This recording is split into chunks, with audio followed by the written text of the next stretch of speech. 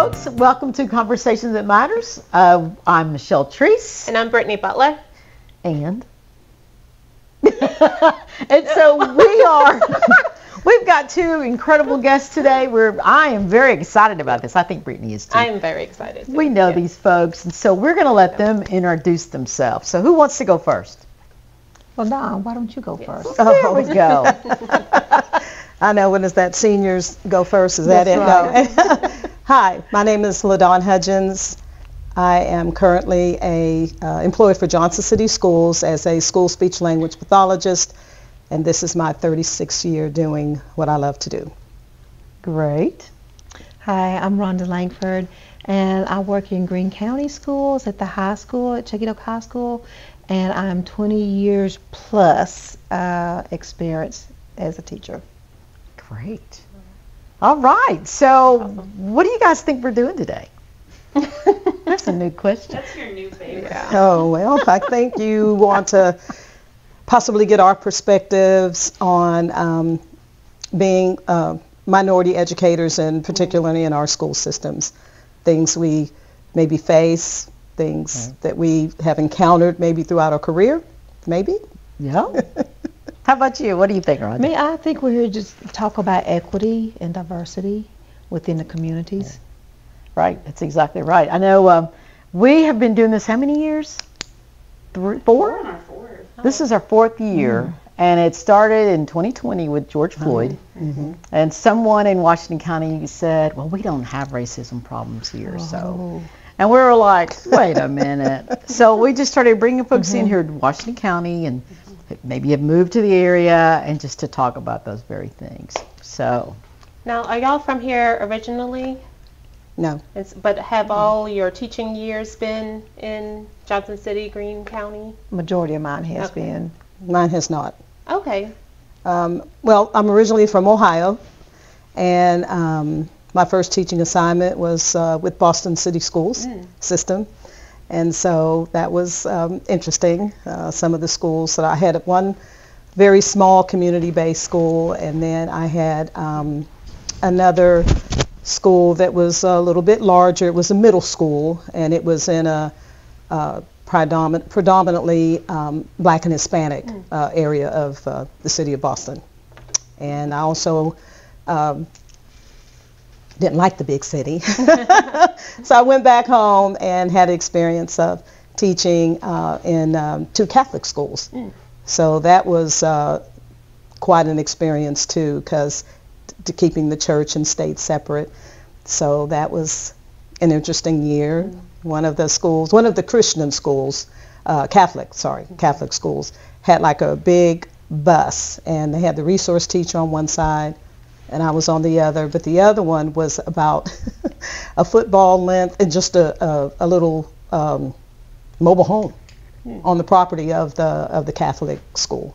And so then I got married and went back to the city, back to the Boston area, taught in Lowell, Massachusetts. So did that, and then it's just kind of been a whirlwind. Then we relocated here in August of, when was it, 1980 something.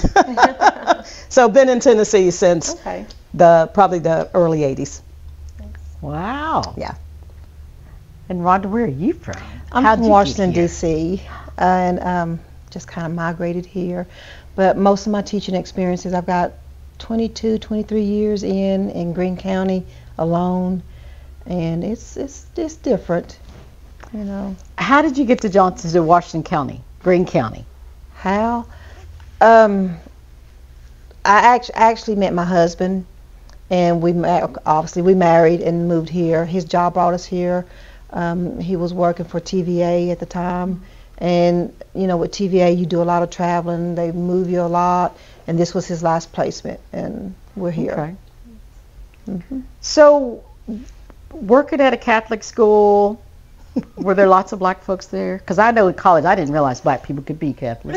That's what I know. Well, to answer your question, no. It was the one thing about where I grew up in Youngstown, Ohio, and that was a very diverse area because of the steel mills. Okay. So even the community or the street that I lived on, you could hear everything from Greek to Italian to German to you name it. So my high school in particular was very diverse, I'll put it that way. As a matter of fact, I graduated from the same high school my mom did. Now she was probably, I saw her yearbook way back, and so there weren't a lot of blacks, of course, but by the time I graduated, it was pretty well even between, I'd say, blacks and, Hispanic. But like I said, there was blacks, Hispanics, Greeks, you name it. So that's so. And as far as the Catholic school, it was, again,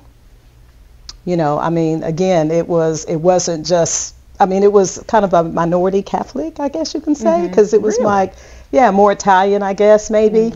So, or Hungarian. It's been a while back, but yeah. So as far as your question, no, very, if any, black students that were there. Yeah. My cousins went to a predominantly black Catholic elementary school. Wow. Yeah, in New Orleans. So they exist. I was a freshman in college, and my roommates, but it was a friend of one of my roommates, and her family, they were coming to visit, and so we were like, we're going to meet your family, and this little black lady got out and had on like a nun, the whole thing, and I was like, what? And her name was Gina. Hi, Gina Blair, if you out there. And I was like, Gina, is she a nun? And she was like, yeah. And I was like, I never knew black people were Catholics. I was a freshman in college. My husband, who is from New Jersey, was an actual choir boy. He grew up Catholic for a little while. What about that? Yeah. Wow. So now, how about you moving to this area? Like, there you go. How about for you moving to this area? D.C. is the land of color. It is. And then here. Huge difference. Right? I lost all the color. Right. I love D.C. Yeah, you go from a heavily populated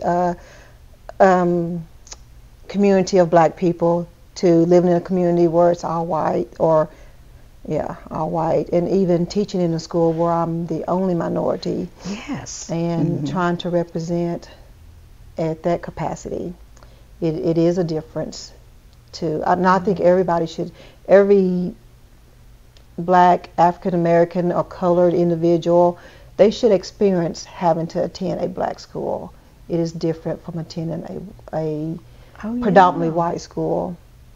It really is. I think when I was born in 1960, so my first year of school was 65. Right at the integration, I do not know of any kind of thing whatsoever. But when I started working with folks from Langston and talking about revitalizing the Langston building and hearing those stories, you don't get that information from your white public school about how horrible it was for black kids at a black school to go to this white school. Because I think the motto of what one of the folks at Langston said was, we got what we wanted, but we lost what we had. Yeah. And I never, ever knew that side of the story. And I'm like you. I think every kid of color should just have that experience of being in a place as a majority. And know this is how that feels, where I don't have to worry about whatever every step of the way. I wish our kids knew more about HBCUs. Yeah. And I was saying a lot of the teachers were they weren't integrated into the schools. I don't That's believe. Exactly right. Yeah. Right. And so all the support from the black teachers was just gone. Lost. And or they were, and they were like demoted. Like principals would just be like, sure, totally different position, right? A lower position. Right. Yeah. And it's the studies today prove how well outcomes are if black children have black teachers. Right. Did either of you ever have black teachers in your schools growing up? Of course, I did in D.C. But I had my kindergarten teacher was. That's it. Yeah, I think I had one. She was friends with my mom. I got in a fight one time, and later on, and she called my mom up. And then years later, after I guess I'd gotten out of school, she said, "How you doing, Miss Ruth?" And I know she's way gone, but she said that my my mom said Miss Ruth called her and said, Michelle got in a fight, but she got her good. So there you go. That tells you a little bit about me in school. So being in this area, especially in Greene County, you are the only teacher of color. Yes, we have support staff of color, but not teachers. I'm the only certified black teacher in Greene County. And how long have you been the only black teacher in Greene County? Please. Honestly, for as long as I can remember. Now, we do have some individuals, or we did have some that may be mixed, but just not any blacks. And we've had 2 or 3 Hispanic teachers, not many. So they don't have a huge diversity there as far as teachers. But the percentage of black kids and kids of color, that's pretty high. I'm not going to say significant, not significant high, no. They're there. Most of them go to the city school, the black students do, but we do have, like even at the high school that I'm at, we do have some, very little, maybe 3 or 4 at a given time. So it's not that many. And this is a tricky question, but what does the system do to address that? Nothing. Let me answer it for you. There you go. I think you got it right. Nothing. Right. And I've begged. I said, please let me be on your committee to help you recruit. I mean, you can't just recruit just by advertising locally and thinking that you're going to recruit from the Tri-Cities, people from Washington County or Kingsport. You got to go out and contract with colleges, some of your HBCU colleges, and recruit these people, or go to different organizations and try to recruit. Come up with programs. It's not to do the grow your own, but let's grow our own, but let's incorporate these teachers that's got some type of diversity. Right. And as we're leaving, I hate to think when I leave, but as we're leaving, I witnessed this from some of my coworkers, or not really coworkers, other teachers from other districts, whether it's West or Middle Tennessee or even here in East Tennessee. As we're leaving, we're not even attempting to replace those teachers with teachers of color. So what does that do for the future? Oh yeah. I think the semester or the year that I retired, there were 3 black female teachers that retired from Science Hill alone. They were never replaced. Never replaced. With teachers of color. We can't find them. Oh yeah, there's a shortage. No, they're not looking. You're not looking. And I can talk about you now because I'm not on the board, but we started the Grow Your Own thing in Johnson City Schools, which I always was under the impression that if you are in need of minority teachers, if you're in need of whatever type of teacher, then you find those teachers that you're looking for and say, we need you to do this. Right. And the first teacher that I know of that participated in our Grow Your Own was a white man. You don't have to grow those. They're everywhere. They're everywhere. Yeah, you don't have to grow those. Like, come on. That's like growing dandelions, and they're cute, but you don't have to grow dandelions. Dandelions are weeds. Yeah, they're everywhere. I think they took the Grow Your Own out of content. Maybe, I think they really are growing their own. It ain't what they need, but they're growing their own. They're growing their own. You're exactly right with that. They are. You're exactly right. Yeah. Wow. So how do you think, and we're going to talk about TECA too as well, because that's something new. How do you think we get minorities involved in education in this area? Well, first of all, this is just my perspective. We that are educators, we have to make it appealing to our young students that are coming in, our high school students, well, really even middle school, to make sure that they understand, because there's been such a negative impact, I guess, on education as a whole throughout the country. And so, first, that's just my perspective. Let's make it exciting. And I mean, I'm talking about, you can't come to school with Mr. Grumpy Gills, and be all sad and upset or whatever. I mean, I go back to my roots, and most of my teachers always made school exciting. Right. They made education, fun.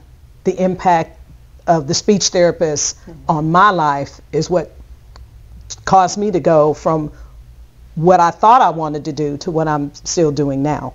So that's always been my perspective on my field. Let me make it fun. Let me make it exciting. And so we need to start, this is just me again, I think we got to make it fun, appealing. I agree with Miss Rhonda. We got to get beyond because I was recruited. Here I am in Ohio, and I went all the way to Boston. So we've got to get out of this little mindset of, well, we just got to keep it to the Tri-Cities, or by golly, let's go to University of Alabama, or let's go, Tennessee, don't grade me on my history, but I think we're surrounded by 8 different states, somewhere in there, 7 or 8. Right. So can we, I know we have some great HBCUs right here within the state of Tennessee, but let's think outside of the box and say, well, let's go to Georgia, let's go to Arkansas, let's go to North and South Carolina, let's go to Kentucky, let's go to Virginia. What's that? What's wrong with that? Yeah. And there may be somebody like me to say, hey, I'm willing to go wherever. But then again, once they're here, what do they face? Right. We are a community, and I'm talking about first as far as the community within our school system. So then you got to have some good mentors. I think that's huge too, to make sure that these recruits, if you want to call them that, who we're recruiting, they're going to feel welcome. They're going to feel like they belong somewhere. Got to help them to navigate the area, especially if they are of color. Yeah. Because the Tri-Cities is it's not like Knoxville, Memphis, Nashville. So, but that's just my opinion. I think we got to start making education exciting for our kids that want to go into the profession. Come on, guys. Everybody's not going to be LeBron. No, everybody's not going to. That's good. Sports is an avenue to get a scholarship or whatever, but maybe we need to look beyond just, LaDawn, as you were talking, you talked about recruiting young teachers or newly teachers and bring them into the area. I had discussed that with our board as well, and I talked about how as you had mentioned, how they need to go outside of Greene County or outside of Tri-Cities and recruit at these other places. They was like, well, how are we going to get them to stay here? So, well, you never know. Sometimes you might get a young man, a young lady, and they fresh out of college, they need a job. They'll come for a job. Right. Hey, they might even get here, and after they get this job, they might meet a significant other, marry, settle down. Hey, they're here for a while. But then, as you had said, once they get here and once they're in that teaching position, they need to have some type of support system. They need to have mentors. They need to have positive black teachers, strong, and I don't mean physically strong, but strong black teachers where you've got this community or this organization where you're meeting and you're discussing issues, talking about your barriers, your challenges, and how to overcome them, and just almost a support group. Yeah. That helps, because if you think about it, being in your school system and being the minority in the school system, you don't have the support. I don't feel I have the support system that my white counterpartners have. And they don't realize some of the things that I go through that they don't go through. It never dawns on them, because it's so much different. They just take some things for granted. That's like, I think Johnson City, I know Johnson City School does it, and I would assume some other systems in the area. When a new teacher is hired, you're given a mentor. But that mentor may be next door. That mentor, if you're a minority, surely doesn't look like you because you're the minority. And that mentor is about, this is how you turn in the lab money, and this is how you take row, and this is where that. But you don't have that, and I agree. Right. And I think that's where lots of our local organizations could, if they would step up, NAACP, if they would step up, I said it, and be that community mentor. Yeah. Because it's a different thing. Right. They need that emotional support. Oh, yeah. That plays, I think it's an important role in it. Yeah, and I think, and this is that cycle that we're in, if you don't have people of color at the table, on administration, on boards, who help make those decisions about mentors, If you don't have that black voice saying, not only does this new teacher need a school mentor, Yes. but they need a community support, a mental mentor. Yes. So that you can talk about those things. Okay, this is how I feel. I walk into my classroom and I hear kids saying the N-word. What do I do about that? Right. How do you handle that? And if you don't have that other mentor, you can't address that. You can talk to your white counterpart who's trying to help you with the plans for the standards for history. Right. But when I say, but I just got called the N-word, they're like, well, you want a cup of coffee? I mean, like, what are they going to say about that? Well, I can share real quick when I went to Boston and our first meeting, our special ed meeting, I'll never forget this, talking about being a mentor. And there were probably 4 black SLPs at this meeting. And I'll never forget when our special ed director was talking about placement. And one of them leaned over and said, now whatever you do, now I'm dating myself because I took this job in 1978, okay? But this is what shocked me, because she said, whatever you do not let them place you in South Boston. And I was like, now you got to understand, you hear things about South Boston, thought it was these beautiful mansion kind of area. No, it was a lot of poor Irish, and they were still having black teachers to drive their car to the special ed building and have them escorted in by police. This is in 1978. And I was floored. Whoa. Because like I said, I didn't grow up like this at all. At least my community. My experiences when I went away to college, when I first had that interaction about the reality of looking around and going, wait, I'm the only one in here. So to have that happen was a culture shock for me, because I'm thinking Boston, and there are, but then again, there's pockets of groups within the city of Boston as well. But man, to think police escort, she said, yeah, girl, whatever you do, don't let them place you in South Boston. So mentorship is very important. Yeah. Wow. Yeah. Well, speaking of racism, have you had any issues like you don't have to name anybody. It'd be fun. But you don't. But like if You're getting real I know. We might have to cut that out. Like, what are some issues that you've had being the minority in your system? I'll let you go first. I would gladly tell you mine. She had one recent here, kind of, sort of. I forgot about that, but I did. I had to think about it. Yeah. Well, yeah, you got many I can stories. just say when I first was employed by Greene County, I had a rough time. I was not welcome. I was not made to feel welcome. I could walk by you and speak, good morning, how you doing this morning, Miss LaDawn? Honey, it was like I was talking to this wall right here. Yeah. They did not acknowledge me. But now, where I've been there so long, a lot of those people are no longer there. Right. So it is a great place to work now. But then for me, it was not. I just was not acknowledged. I was not feel valued. I did not feel like I was a teacher. And I still get a lot of behavior issues, not from me, but just behaviors that other teachers, my white counterpartners, cannot handle. It's a hassle for them. Oh. Where they might want to send their child out, they come to me, or a lot of times even our minority kids, I guess they just feel a safe place with me.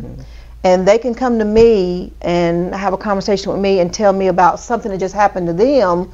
Whereas if they went to a white teacher and told them, the white teacher, oh, okay, whatever. There's, I guess they cannot understand what they're going through. Just like we've had, there's been an instance where I've had a black child who was in a foster home. That parent was great for that child. But then when the child was having racial issues at school, and she went home and told her foster mom was like, oh, baby, don't worry about it. Christmas break is coming, because it was in December. So after Christmas break, they'll forget all about it. So I felt obligated because she was coming to me telling me, you know, how they was treating her on the bus, they got calling her the N-word and whatever else. So I just felt obligated to go in and speak up for her. Yeah. And when I spoke up for her, the way I looked at it was that, you know, I know this is what the parent tells her, but that is not your typical response from a black woman, a black parent. If your child comes home telling you that they're being racially picked on and they're being harassed and called an N-word and, you know, making up songs about them, you know, this is a reaction you're going to get because it's a reaction you get from me. And so a lot of times they will come to me just to get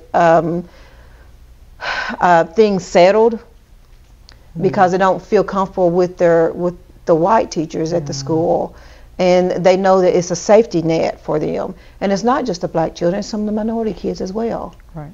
And then sometimes some of the white children will come and say, Miss Lankford, they are doing this or they're doing that to one of these students. I mean, they want you to know. But then, you know, as far as corrective actions, it's not happening. Or if it does happen, man, the consequence is so much more severe for LaDawn than it would be for this white student. I mean, her infraction was less than her counterpartner, but the consequence was more severe. And, you know, I asked him about that. I said, y'all done got me started talking. I said, I hope I got a job tomorrow. It won't be here we got 2 weeks. Oh, okay, all right. So I got a week at school. But, you know, we only got 2.5 days next week, so you're good. So I went in the office, you know, I don't know what struck up our conversation. We had a conversation about something, something was going on. Oh, I know what it was. Oh yeah, I had a student. He was in my classroom. He was taking his EOC or ACT, one of them. ACT. He was taking his ACT, so that's how recent it was. And he got mad at me for some reason. I was going to leave the room, but there's another person in there. And the other person just so happened to be this black guy who's one of our educational support professionals. And then I think a white lady had walked in at the time. But as I was walking out, he made this comment. He says, "Oh, any nigga can get it." Okay. Oh my God. So I had to go talk to my supervisor and let him know what was going on. Being out of place, you know, I told him I expect something to be done. I said, I know that's a lot of that's powerful words coming from a teacher to a principal, but I really do. I expect something to, you know, a consequence. I said, just in case you don't know what that means, this is what. In other words, he told me I can get a beat down. I forgot where I was going with that story, but still. With the difference in consequences between. Yes, but I feel as though if it was not addressed, and I let them know that if it was not addressed appropriately, I have no problem with having look into it further. And I was like, okay, I'll give you till tomorrow to contact our director of schools. And after you do that, I will follow up and make sure you contacted them. Because a lot of times these things, it happens and we overlook it a lot of times. Oh, that's when I let him know. I know where I was getting at now. The fact that how when we punish our students, sometimes the consequence is more severe for our students of color as compared to the white students. And I said, the consequences is not equal, it's not the same. He said, well, who told you that? Where are you getting this information from? Where are you getting your data from? I said, simple, it's easy. All you got to do is sit back and watch. He goes, sit back and watch. What do you mean? I said, exactly. I said, just what I said. I'm watching the infractions that the students have, and what the consequences are. I said, it's not hard to put 2 and 2 together. And then, and kids see that too. They do. Yeah. They really do. He says, well, who's doing that? I said, well, let me ask you. Who's giving out the consequences? That's probably what he want to do. That's what I want to do, was laugh at him. He says, well, we all do. Talking about all the leadership. I said, well, okay, that's who's doing it then. So. Did the student get consequences? He did. He did. Good. Now let a little black kid just whistle at a teacher. I know. You just dumb. I know. Yeah. 5 days in school suspension or out of school, whatever. Out of school. Then you don't get to come to if school. not more. Yeah. It's so wrong. But I wonder at some point, do you ever think students will step up? I think about these college kids and how they're just going crazy on campus now with this whole Palestine and Israel. And I'm like, do you ever think our public school kids will ever stop and say, all right, we need some black teachers up in here, or you need to quit, giving out different sanctions for black kids than you do for white kids? Like, do you think students will ever? I think if they feel as though they're supported and they've got support from adults as well, because I don't think they realize how powerful their voice alone could be. But I think if they had a real strong security net and they had these adults behind them, specifically teachers as well, and the parents, but if they had that support there, I think they would be more subject to speak out. But I think what we're so used to what we're used to, if that makes sense. Yeah. And that's our comfort zone. We don't know anything more than that. Yeah. So what we notice as adults that's inappropriate, I don't think the children notice that yet, because it's the norm for them. That's how they're raised. Yeah. And they don't know anything else. Well, I think you touched on that, which is home too.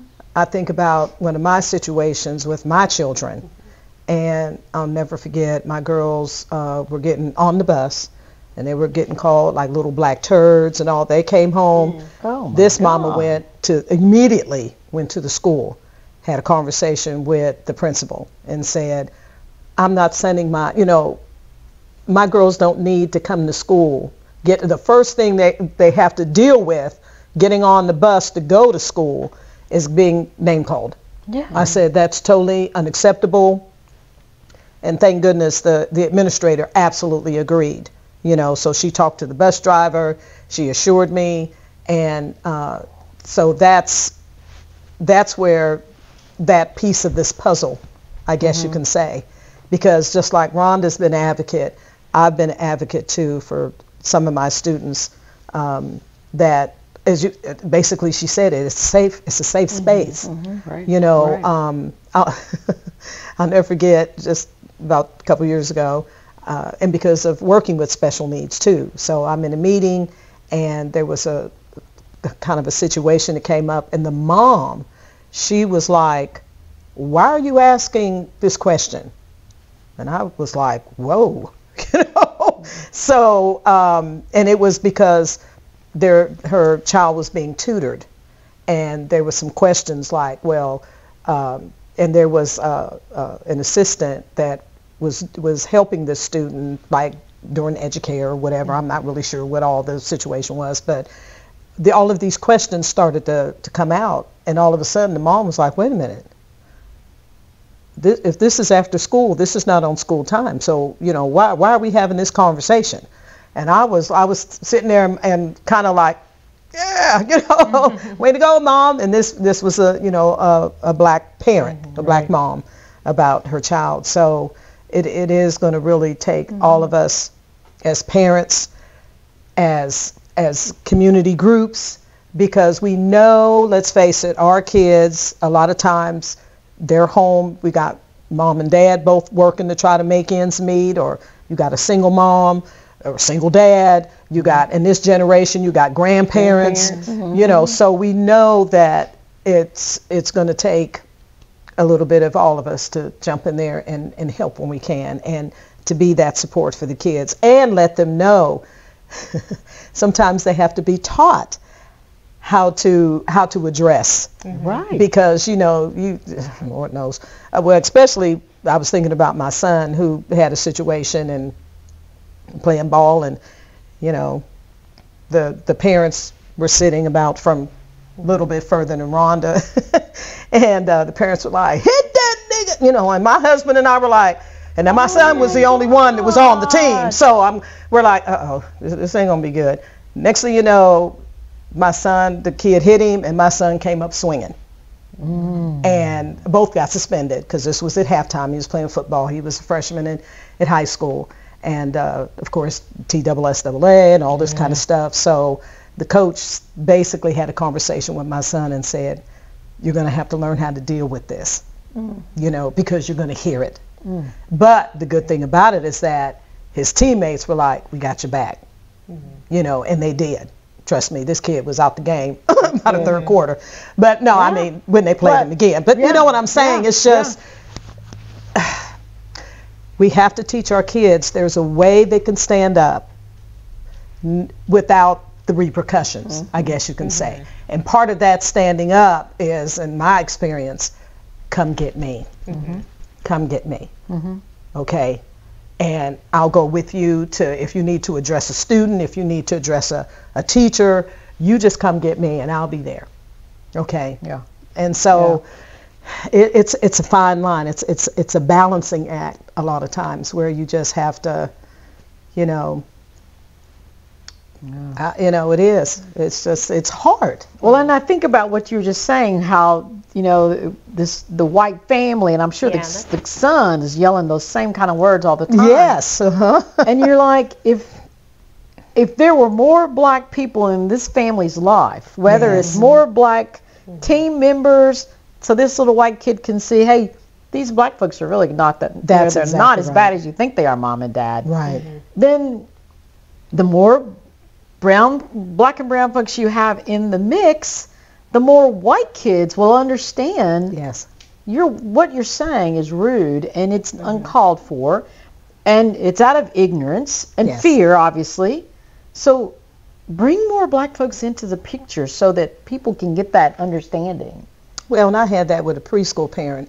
She brought her little son in. He was like 4, and by the time he got like in 1st or 2nd grade, you know, he had graduated. But when he went on, before he left the elementary school, his mom came to me and said, I want to thank you because my son was scared to death about being around somebody black, because they didn't have any. They didn't have that. They didn't have it. So the fact that, you know, in the first few sessions, you could tell he was like, Mommy, stay, Mommy, stay. But, you know, after a while, and, you know, he just found out I'm not going to eat him or whatever. I don't know. I don't know what the situation was, but, you know, I mean, but for her to come back and say, thank you, you made such an impression on my son, because he understands that, you know, basically it's not what he sees on TV or, you know, the other situation.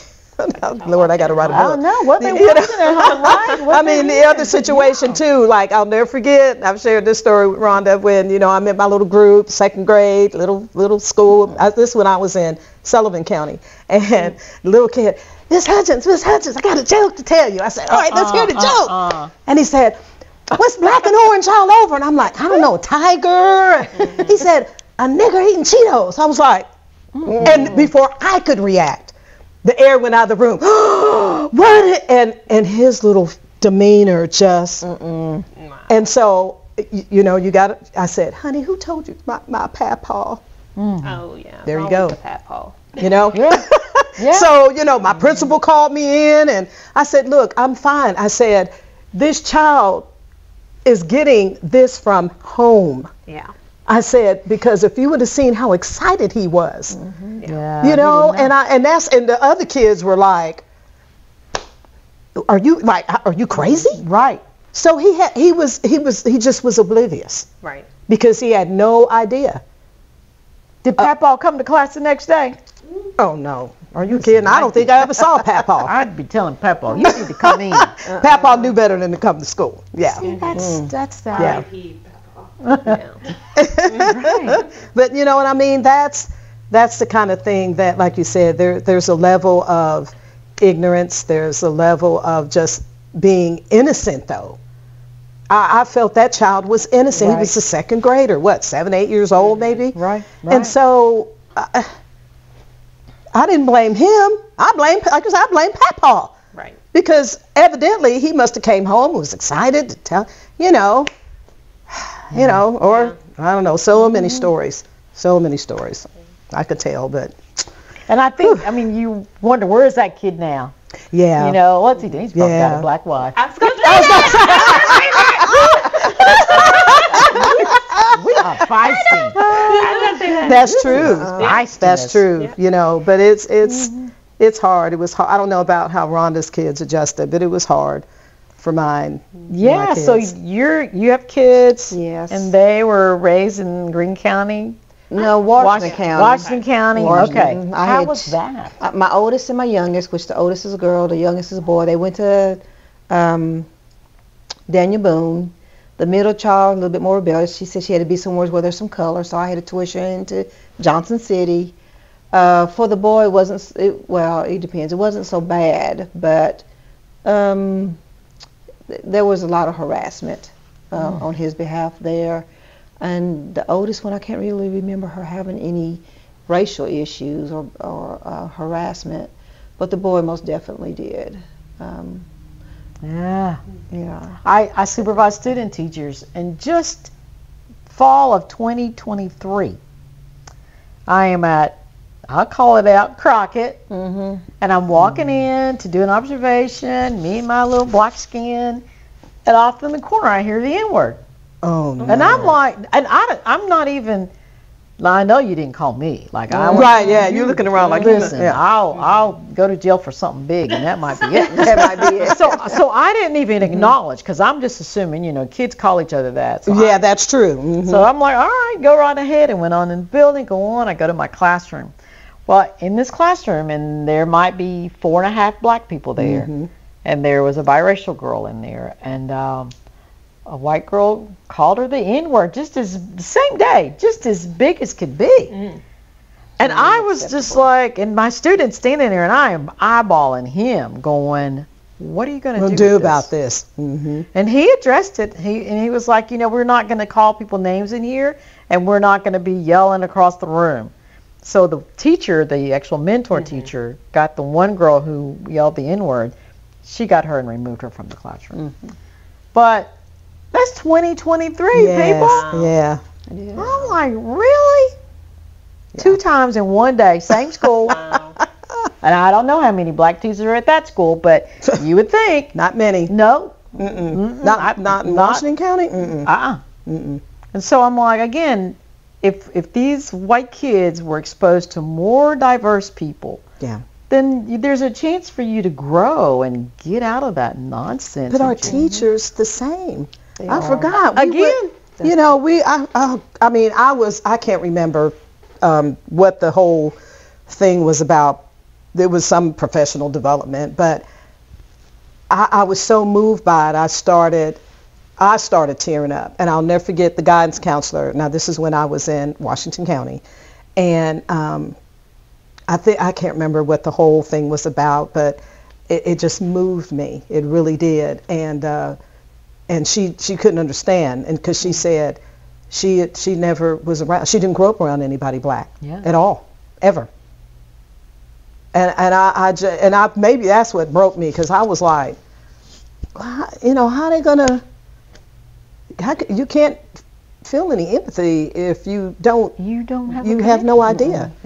You have no idea what I'm going through. My years in Washington County, I was the only black at South Central Elementary School, way out there on 107. I'd be scared to drive to work. I mean, there was some times between South Central and Westview rather, and where they would have Klan meetings. And I'll never forget, my administrator at Westview said, LaDawn, you may want to leave early. And I was like, why? He said, well, there's going to be a Klan meeting down here in this area. Yeah. And that was probably in I'd say maybe the mid to late 90s. Yeah. So, what do you do? What do you say? Except, thank you. And I got my car and left. So, but I appreciate it. Yes. That the administrator was like, you need to take off early today. Yeah. Wow. Yeah. I didn't really have too many incidences except I did have one where this little comment was made, and I confronted the student very politely and was like, basically said, do you want to say that to my face? So I got this big, never had any other problems. But they really don't understand sometimes. So me being there helped, if I could say that, because I did a lot of reenactments during Black History Month, it got to the point where even the English teacher, and it was so good, where we did a whole reenactment of Rosa Parks on the bus. Because a lot of children, they had no idea that, well, she didn't want to get up. What was the deal? I said, well, she was sitting in the section she was supposed to be sitting in. But the law, Jim Crow laws, stated, but if somebody white still wanted that seat, then she had to get up. So, it was a whole introduction of, what do you mean, what's Jim Crow laws?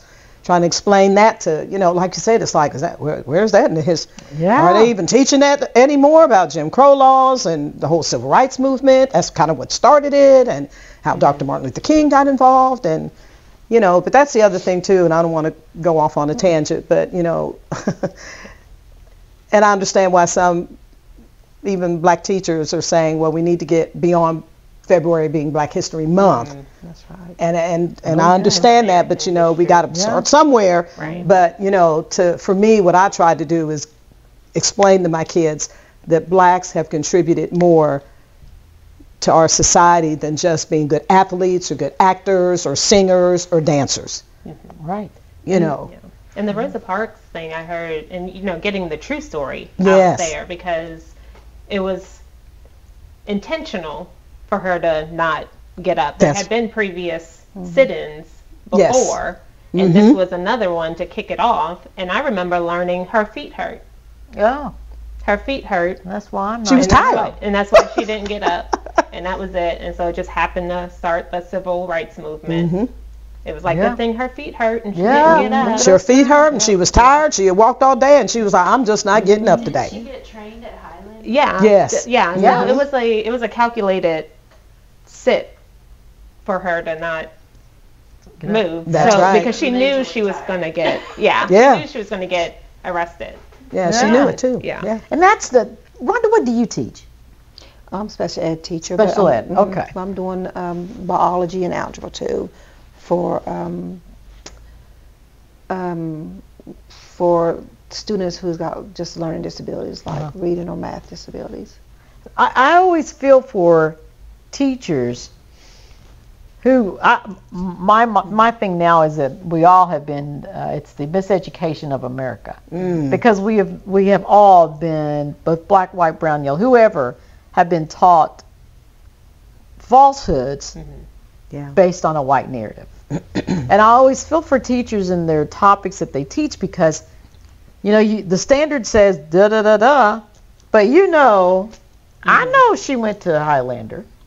Can I put that in there? Because that's the truth. Yeah. And I feel for teachers. I observe history teachers and teacher candidates, and they're following that standard. And I'll never forget a white male teacher candidate was talking about, it was a history class, middle school, and he was talking about how Europe took over Africa.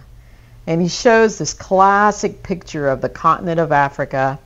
And there's this white man with the whole gun and all the stuff, with one foot on the northern part of the continent, the other foot on the southern part of the continent, just standing there. And he's talking about how, Europeans said that Africa needed to be educated and they needed someone to come in. Oh, goodness. I'm like, lies. Lies. Like, that's so not what it is. And I feel, because State of Tennessee standard says that's what you say. Yeah, I know. And I had to talk to him afterwards. I said, this is completely off the record, but you got to make sure you get the truth in there, because the standard says one thing, but you got little black kids in this in your classroom who are thinking, well, we just come from stupid Africans, and that's not the case. It sure isn't. And I just, I don't know how that can be addressed, but it has to be. It has to be. I took my first black history class ever about 4 years ago at Langston. Cried every day. Yeah. Because I'd never studied black history. So I did when I went to college. I was never exposed to, like, Richard Wright until I took black history classes, and it was eye-opening for me too.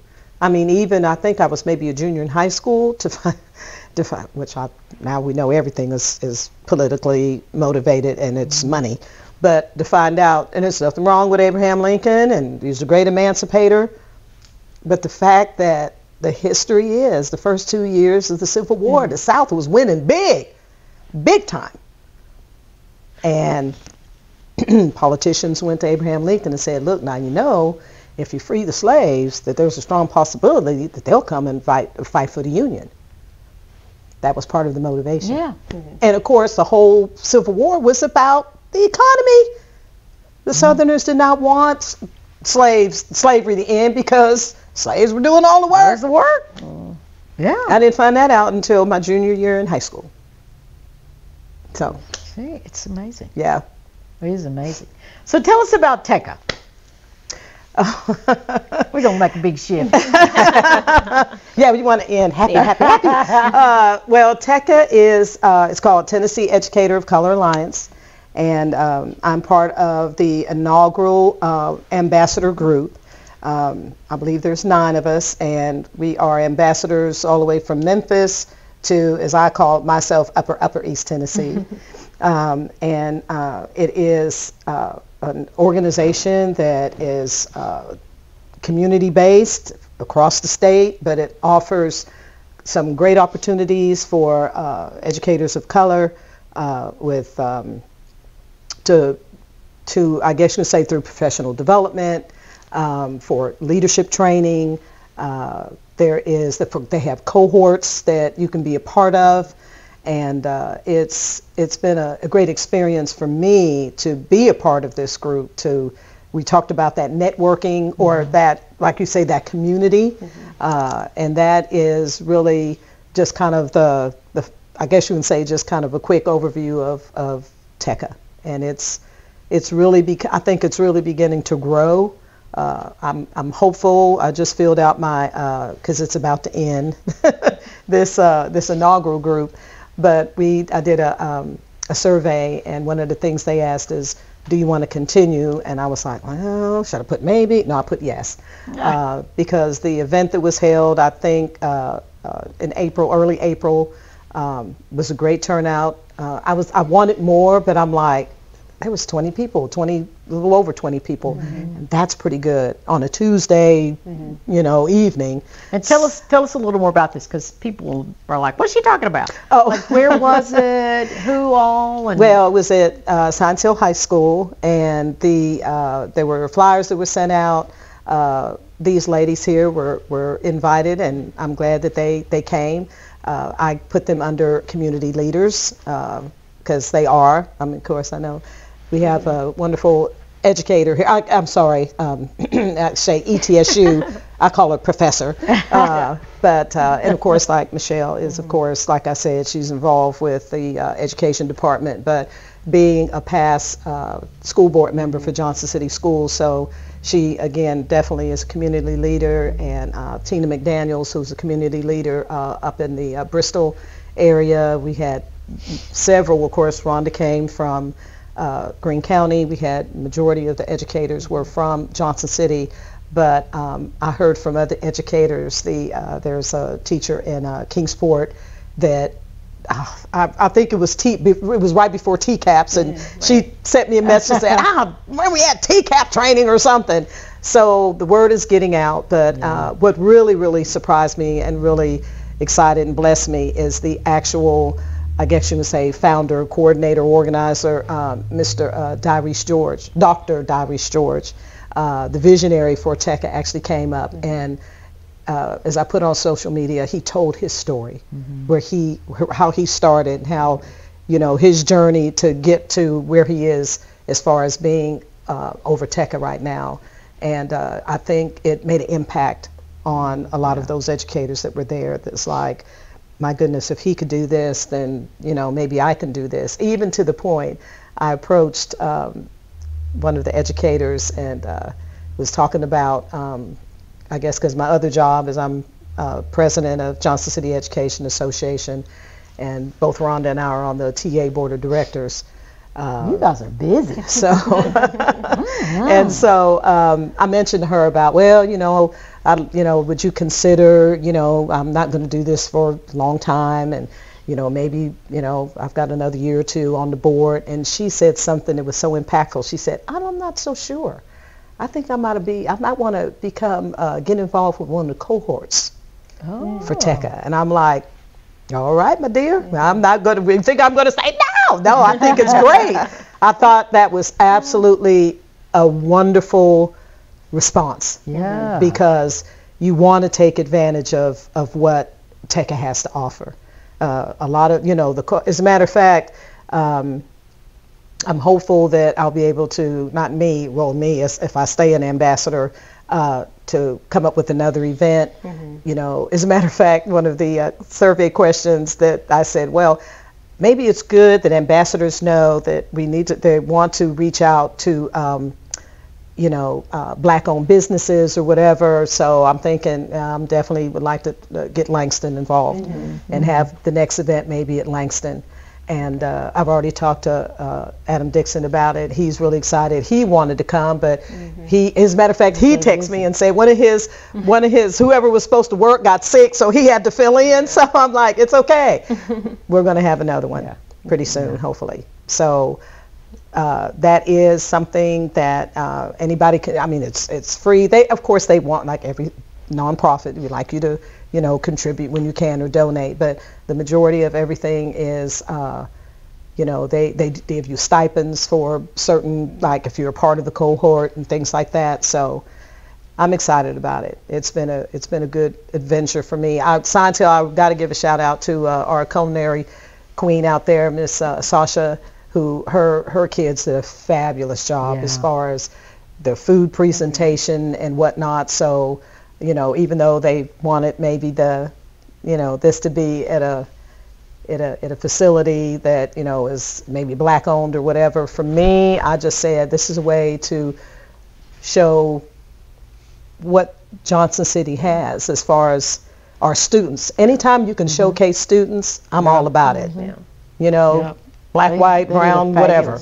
And they did a fabulous job. So I want to give a shout out. And there are some others that are very interested too in TECA. So what does the future look like for you in education, Rhonda? Like when you retire, are you moving on in to be a principal? I'm looking at doing something other than teaching. Still with education though. Yes, and she's Dr. Lankford. I was thinking, I was going to share that. Lankford. Actually, I think I would like to move into director of schools or assistant director of schools. Fabulous. Let's see where that gets me in Greene County. You just got to throw it out there. I'm gonna throw it. Just manifesting. Exactly. Call that in. Call that in. That's fabulous. That's great. Yeah, that's fabulous. I think having TECA, and I think the more people that you can get into that and just get that support. Yeah.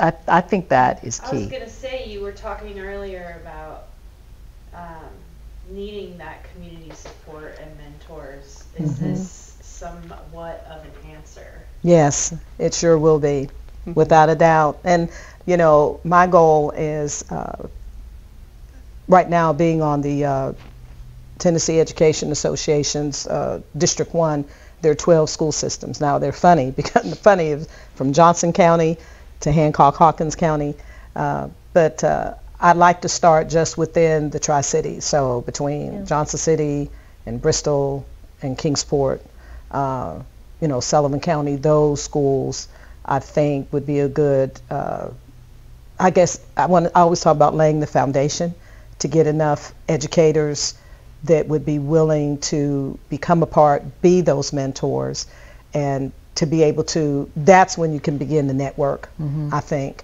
I really want to grow up and be like Michelle. I would love to be, a part of the school board, but my situation is I've worked in Washington County and for 24 years and I'm in Johnson City, but I live in Sullivan County. So, but I don't know. It's just, I don't know. There was a teacher she taught in Johnson City schools, and she was on the Carter County School Board at the same time. So it's something that's, it's different. It puts you in a good space to be able to do both at the same time.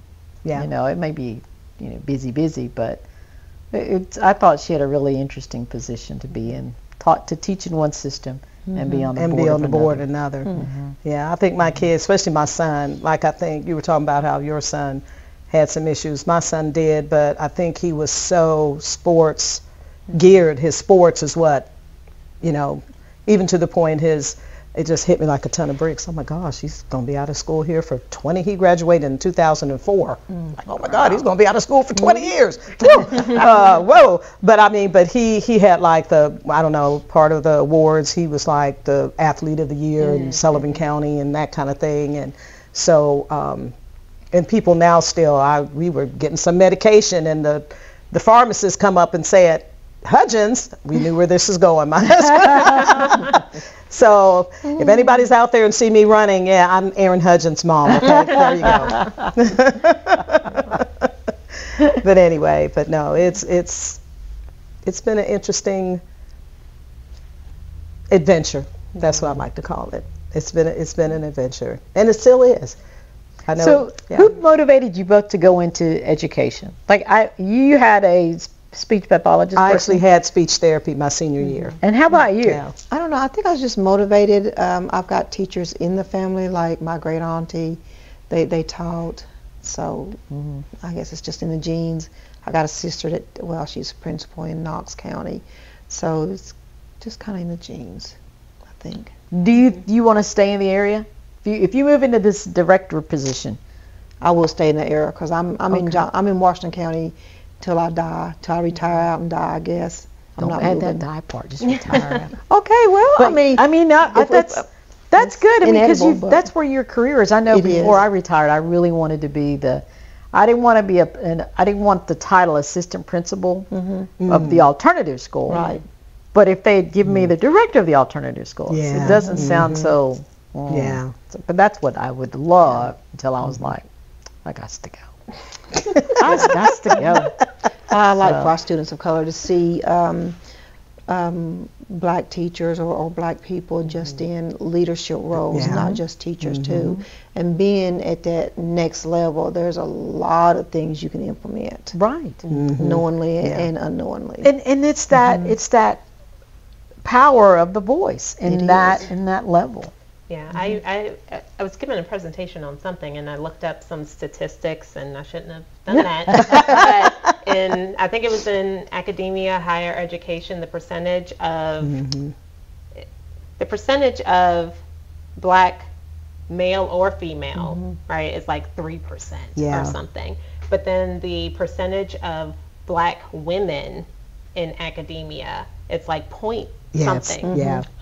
And then in for leadership, it's like 0.1 or something. It's like 0.3. Wow. It's not even a whole percent. No. It's like very ridiculously low. I would never have imagined that. Right? Oh yeah. I was like, wow. I mean, even I gotta go home and write my dissertation. You did. I mean, seriously. That's even when we were on the board, and you hear even like in Nashville and Knoxville, I call it the big three, Knoxville and Nashville and Memphis, especially, in Memphis, it's still kind of that same way. When you think, come on, no, it's still that way. Which, I don't know. Something's got to be done. I know when I started college, my intent was I remember telling my mom, I love biology, and I said, I just want to wear a white lab coat. I didn't know. I just want to wear a white lab coat. And then my sophomore year, I had an incredible professor, white female, and just sat there and I'm like, I want to be you when I grow up. Yeah. And I shifted everything and became a teacher. And you don't have to be a black teacher to motivate black kids. That's it. That's what I'm saying. You just have to love what you're doing, like you mentioned before, and care. Right. And I saw all of that in Karen Renzaglia. Shout out to you, Karen. I just shifted, and oh my goodness, I would not trade any of that. Yeah. Well, that's like the therapist that impacted me. This was my senior year. I contracted vocal nodules. And so it was like raspy voice, and Sandy Wansettler, now Sandy Pernado, give a shout out because she would literally track me down because my senior year only needed, English and law and government. Most of the time I was hanging in the gym, helping with the PE teacher or whoever in the office helping. But she took a personal interest in me. I was with her for maybe 6 weeks, and just doing, my nodules went away, just doing some breathing exercises. But every time we got together, she goes, "How's things going? Yeah. How's things with you and your sweetie?" And I mean, just, are you going to the prom? I mean, just, and I said, that's the kind of therapist I want to be. It's one thing to help remediate or help kids with their sounds or, with their language, to help with, nouns, verbs, pronouns, all that good stuff. But it's another thing to take a personal interest. Yeah. And it's, my husband will tell you, sometimes you want that accolade. I'd like to get a teacher of the year or whatever, but I have gotten it because I've had students, and the majority of them have been white students that have come back and told me, you made such an impact. Your classroom, I felt safe. You worked with, you just, you listened to me when nobody else would listen to me. That's my reward. Yeah. I tell people that all the time. If there's ever a blessing, and I get teary, it's getting those messages from kids. I was at Lowe's. I've been to Lowe's 400 times this week. But I was getting in my car, and I heard somebody say, "Is that Miss Treese?" And I didn't have my glasses on, so I'm like, turning, I just walk. I don't care because I didn't have them on. And I'm like, "Who is that?" And I go, and of all I've calculated, there's been over 3,000 students that have sat in front of me. Wow. It's Steve. And he is this kid, and I got to tell him, "You are one of my favorite students ever." This kid had lime green hair. Right. When lime green hair was not piercings, big old plugs, just and I was like, "I want you to know," and he's like, "You're my favorite." I said, "Wait a minute. You need to know you are one of my favorite students." And I told him, I said, "I've had over 3,000 students in my classroom," and I said, "but I will always remember you. You're one of my favorites." Yeah. And he's got long hair. I know. And I'm standing there talking with him, right? And there are two people with him, and I don't know who they are. I didn't care, but we're yakking. And he says something about, I'm like, "So, do you have kids? What do you do?" And he goes, I think it was a daughter. There's my daughter. Yeah. Oh, wow. And she's like 18. Wow. And like, my goodness. That's when you go, whoa. Yes, Lordy. And he said, and I mean, these are things that these kids remember. Yeah. I said, "Oh my God." And I hugged her neck because that's the age that he was when I kind of met him, a little bit younger. And he says, "My oldest is 25. And I'm like, "What?" Yeah. He goes, "Miss Treese, you don't remember?" He said, "They called me out of your class to tell me that I'm going to be a daddy." Oh. Wow. Oh my goodness. I was like, "What?" Did not remember. Wow. But I have that honor and that blessing of having kids come out of the woodwork. Yeah. I could be anywhere, and they tell me, "Miss Treese, you made a difference. You did." That's it. And you're right. All the whatevers and all that. I mean, it's hearing that from that kid's mouth to your ears. Or the little Facebook messages. I was just talking to somebody about that, where a parent posted a picture of her son. I think he's graduating this year, but she listed, and I was one of those teachers. She said it was because of this, and because you didn't give up. You didn't give up on my son. And I'm like, wow. Yeah. And for me, like, I didn't remember them calling Steve out of the class and saying, "You want to do that." I didn't remember that at all. I got a message about 2 months ago from a student, and it was on Messenger. So you find me on Facebook and you send that message. And it's like, "Miss Treese, I ran across this note that you left me. It came at such a good time today because I was feeling down, blah, blah, blah." And she took a took a picture and posted it. I should read it to you. I don't remember writing that. Yeah. But I think she must have been she must have either written poetry or loved poetry. And I must have given her a book, because it was like, then the note was, "Hey, I wrote to her, here's a book of poetry, one of my favorites. I hope you would like it, blah." Signed 1995. Wow. Wow. 1995. Wow. You just, I mean, it's one of those things about teaching. Yeah. Yeah. Yeah. Like I said, It's great. it'd be great to get that, but Yeah. you can't take those accolades away. No. Those are the ones that, you know. So we're good? Okay. So, Oh, I meant we done. oh, we are? Yeah. We're going to do our questions to each other? So what we like to do is we like to see if you folks have a question for each other. Just something. Oh, look at her. Look at her face. Oh, Here we go. Because I know she's got a question. Me? I know. Lord, thank you. I know that's no. No. I mean, we Y'all know each other before TECA? Oh, yes. yes. How did you meet? Yeah. Wow, That's a good one. that's. Oh, I guess you want to tell the Go story? ahead and tell a story. You sure? Who's going to tell the truth? We'll both tell the truth. You get the extended version from her. From me, it's gonna be a short, simple. Yeah, let Rhonda. She'll cut give you one. the. She'll get the It'll short be real version. short, but go ahead. I think it was.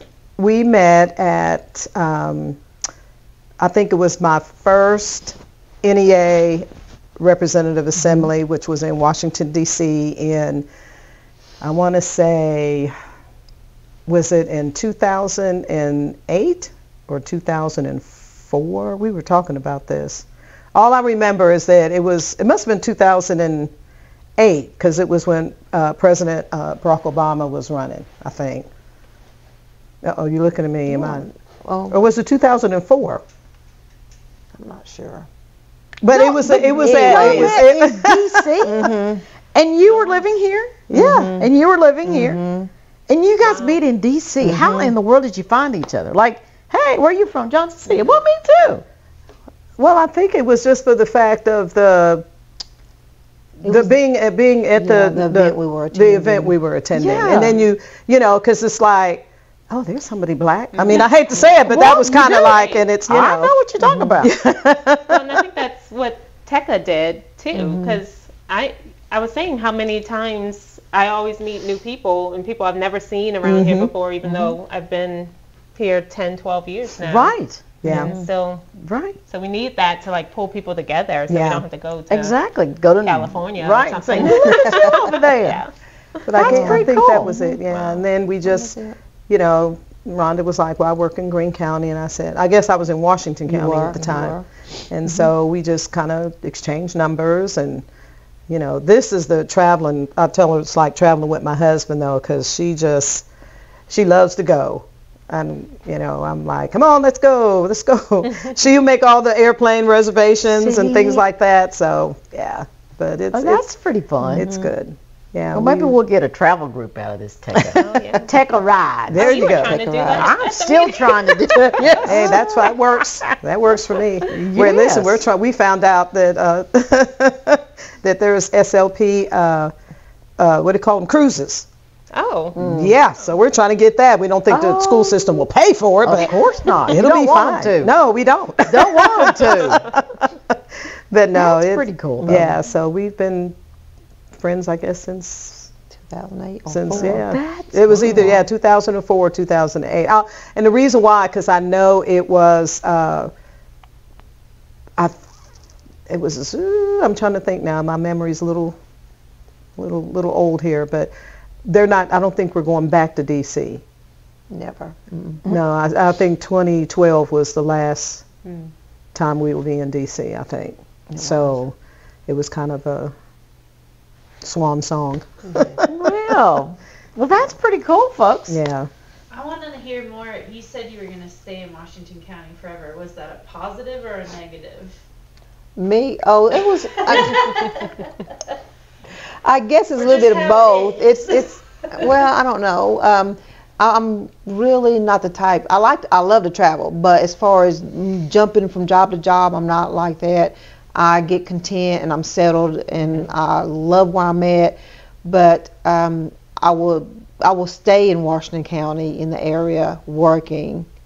Now, would I rather move? Yeah, but we're, as my husband tells me, we're at the point in our life where we're about He is retired. I'm ready for retirement. She's retiring. Not yet. Not yet. Might as well be. Couple more years. Couple more. Couple and more so years. this is just home. I've been here long enough. It's home. I'm not going anywhere. So. Are your kids here? I've got 2 that's here. My oldest one is in Nashville. Mm-hmm. That's like me. I have my twin daughters are here, and our son lives in Knoxville. Oh, nice. So I Well, can. that'll keep you here too. Yeah. Oh, absolutely. Yeah, my grandgirl. I can't believe she'll be. Let's see. She'll be. What is this? 23, 24, 24, 25, 25, 26, 26, 27. She'll be in that graduating class. So it's Science Hill. Okay. Michelle, I think you had my daughter. Who's your daughter? Brittany Dotson. See, I have to see the face. Brittany, you know. She must have been a good one. She must have been good. I don't remember the good one. We'll talk.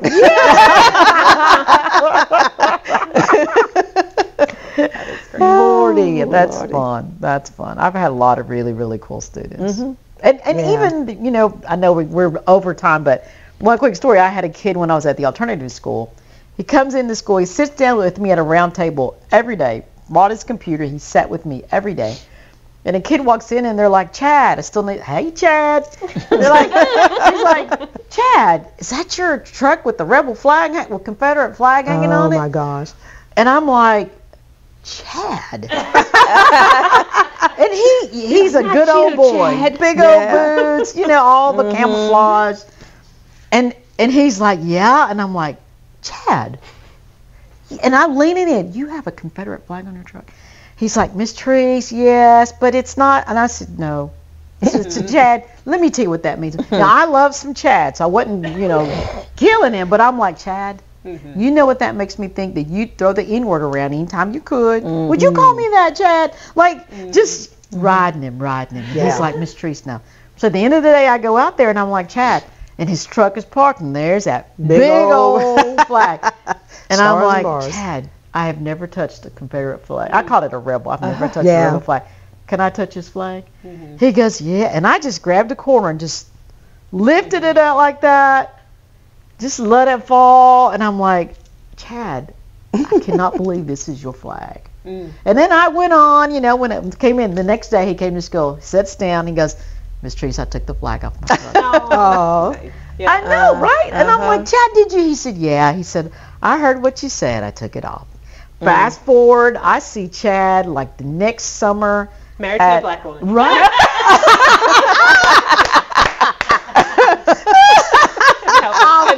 But right?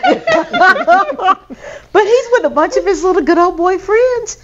And he comes right up and hugs my neck. And I mean, if you're not going to hug a black woman, that's the time when all your little white good old boyfriends are. Yeah, that's right. He came right up and he said, Miss Trace, hug me. And I mean, it just takes one. That's what I'm saying. One at a time. That's all. That's all it does. Just to show them that, Yeah. I mean, it's but like you said, 2020, just 2 or 3 weeks ago, I'm walking with one of my kids. And that's my story. It happened in Boston. It happened at the Catholic school. Happened in Washington County. It happened everywhere I've gone. This little kid goes, Miss Hudgins, why are you black? And I said, well, first of all, I said, I'm brown. I always do that. I always have something. I said, see, that's black.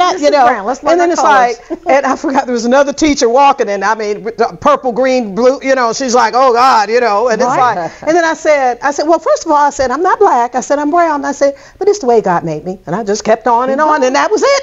She was cool. That's all. That's it. I don't have to go. But like I said, it happened no matter where I have worked in my career. One little kid in Boston, he kept rubbing. He said, it's not coming off. I'm like, no, honey, no. I had that situation with a little girl, and I taught her sister. And so I'm at the store, and the sister and the little sister, who I'm assuming had not seen black people. And she tells her sister, who I taught, Dana, she's black. How you doing, Dana? I did connect with Dana on Facebook. And so the little sister tells her sister, Dana, she's brown. And I say, look, It doesn't come off. That's and right. she's doing this. Yeah. Mm-hmm. And so that's great. That's Yeah. great. It's all the innocent love. I got you. Fast forward, it's that same little girl with her mama who didn't know me.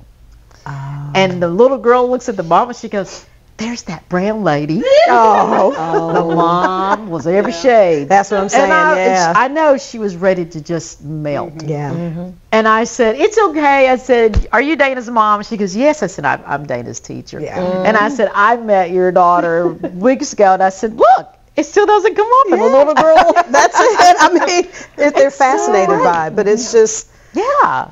Just make sure, white folks, you get your little kids out to see black people. Buy them a book or something. Get a book. Yeah, there's some nice, beautiful illustrated now books.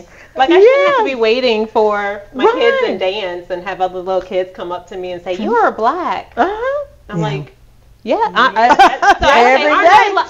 lucky? I said, "That's what I do." I said, "Aren't I lucky? Look how special I am. I'm sorry you look like all the other kids." Isn't it funny how much I can stand out? That's what we gotta do. Feisty guys. I don't know. This is feisty day. Oh, folks, that is it. Thank you. That is thank you. it. Thank you for having us. Yes. We appreciate it. All right. You gonna wrap us up? Oh, we done. She already. Thank you, folks, for joining the feisty night. It's